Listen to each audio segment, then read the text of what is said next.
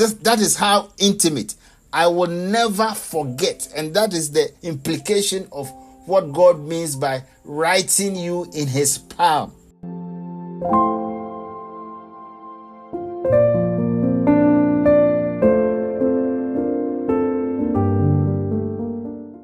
God, our Father. God, our Father. Jesus was teaching his disciples how to pray. And the first statement he made in the prayer was, "Our Father who art in heaven." This was a response to how to pray. And I think the first line is very profound in many ways. That is, that God in heaven is our Father. In fact, if you look through the Bible, Jesus is the only prophet who called God his Father. This also means that everybody else is a child of God. Because if you want to pray to him as our Father, then it means there is a relationship, and then you are the child. We also acknowledge his location as being on a supreme holy seat, which is beyond us. That is, he is in heaven. He's obviously worthy of worship, but must be seen full of love. So how different is this Father?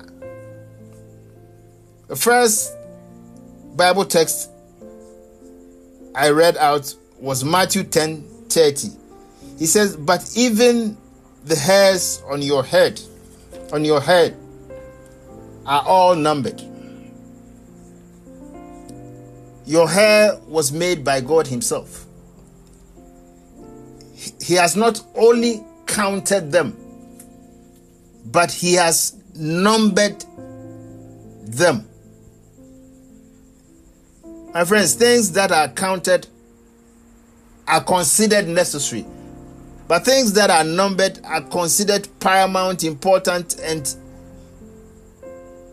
treasured, so that they are in order of relevance. God is the only reason why our hairs are numbered. It's a strange reason of value that only a God of love can decipher. He's the only reason who can explain why this is so. In fact, science have taught us that every human hair is a DNA breakdown of the person's identity. In other words, whether you are dead or alive, you can be identified by a strand of your hair. Your hair is specifically yours alone, and God says it is numbered. That is a personal, detailed God indeed. In some of his promises to the people of Israel, God compared himself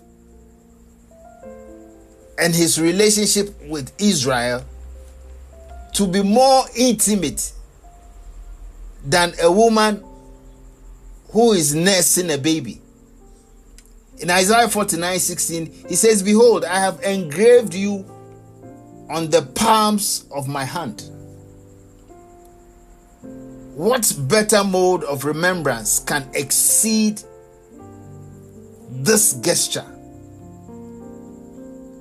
We are not written on his palms. We are not painted on his palms, but engraved. It is like a scar. It is nowhere else but in his palm. Something I see every day. I am closer to my palm. I cannot ignore it because it speaks back to me loudly. Even if I close my eyes, I can feel it. I don't have to look at it to know that it is there. That is how intimate. I will never forget. And that is the implication of what God means by writing you in his palm.